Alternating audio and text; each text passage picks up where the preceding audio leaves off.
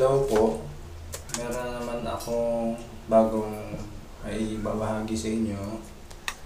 Isang air cooler, portable type, gawa ng Firefly.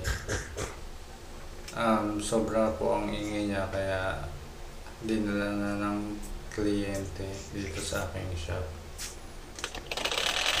Yan, sobrang ingay.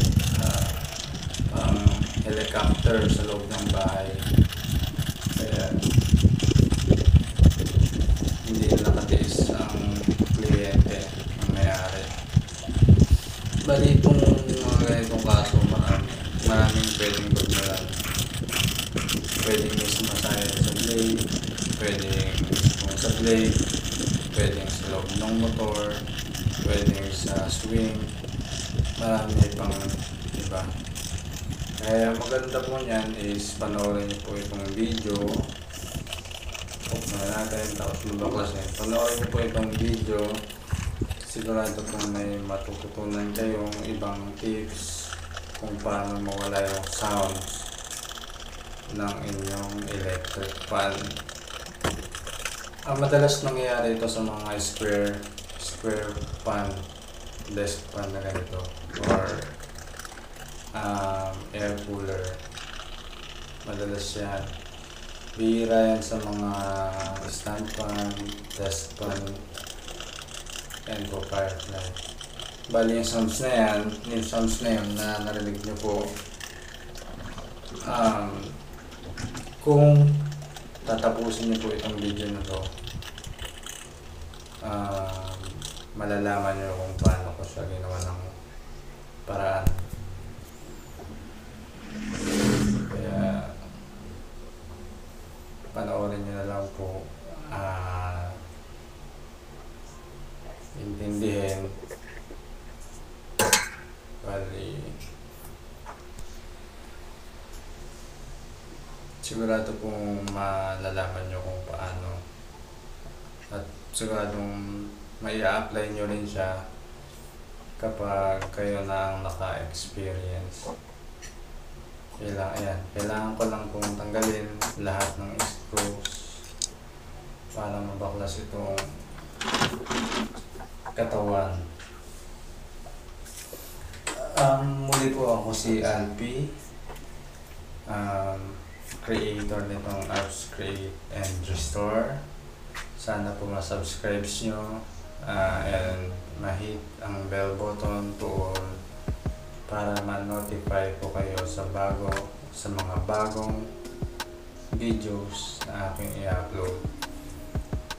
Ayan po. Muna dapat po natin tanggalin yung mga connectors na yan. Kasi pwedeng maputol yan in case na mahatak. Lalo na kung wala sa tamang pagkalagay ang inyong mga ginagawa. Mas maganda po tanggalin nyo yung mga connection. Ayan po. Yan. Nag-wiggle po dyan. Bali, ang nakita kong problema is yung sa may shop na plastic na yan na sinuksukan ng shafting ng motor. Bali, medyo maluwag na po yun. Medyo mahirap kasing humanap ng ganitong blade. Hanggat wala pang nakikitang blade, pwede tayong gumawa ng paraan. Hindi naman to magiging problema. Ayan po yung ginawa kong paraan. Kumuha ako ng spring type na alambre, medyo matigas. Siya yung gagawin kong lock dito sa may blade para umipit dun sa may shop na white. Madalas ko na rin siyang nagawa sa mga box type na electric fan. Ganyan kasi yung mga lalo na yung mga mahirap hanapin na spare parts, mahirap hanapin na blade. Makakabili lang po kayo kung saan kayo bumili ng unit or sa mga service center na tulad nito Firefly or kahit anong mga brand na mahirap hanapin.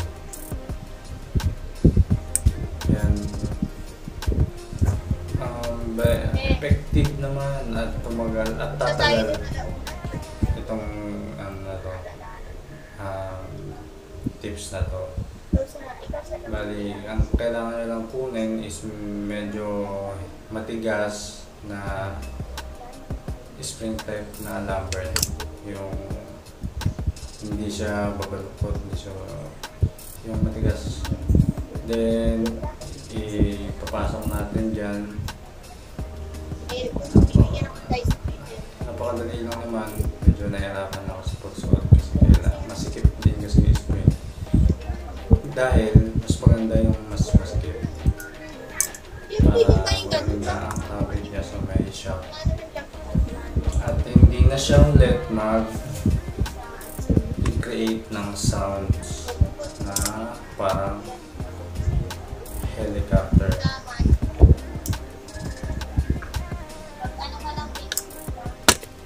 Yung makita niyo yung mga ganitong klaseng blade, may mga ganyan, pwede niyong gawin yan kung wala pa kayong makitang pamalit.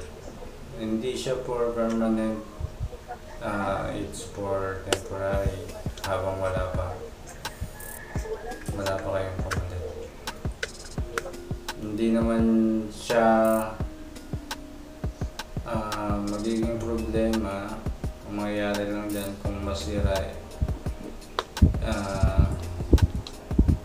pwede siyang mapudpud, tatalsik yung alambre, kung yung spring na alambre na kilbit natin kung malambot, kaya kailangan matigas para hindi kumalas. Saka huwag niyo pong makalimutan yung circlip na naka-lock dyan sa blade niya yan. Siya rin yung maglalak dun sa spring type alambre na kinabit natin. Ayun po yung circlip na kailangan ikabit. Pag di niyo po kasi kinabit dyan, lilipad po ang inyong blade. Yan, ilock ko lang yung circlip.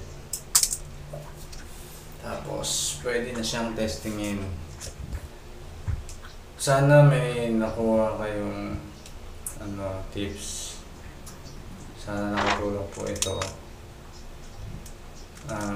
Kung may tanong po kayo, yan, and ayan na po.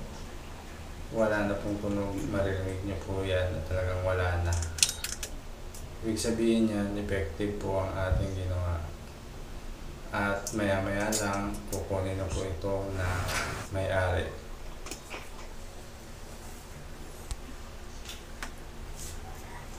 Ayan na po yung finished product na kabit na po ang katawan ng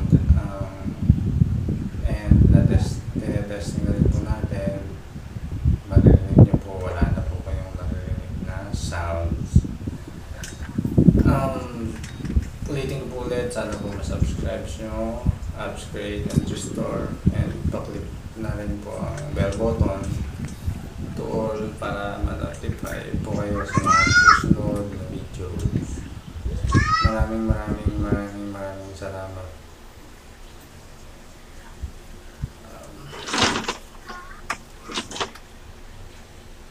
Sigurado kong matutuwa ang may-ari. Kasi wala, sinubukan na nila itong ipa-check sa iba, hindi nagawa ng paraan. Sa akin, madali pong sabihin dahil ako po yung gumawa. Pero sa experience ng client, medyo nahirapan sila. Buti na lang daw at nakarating at nagbukas na ang shop na to.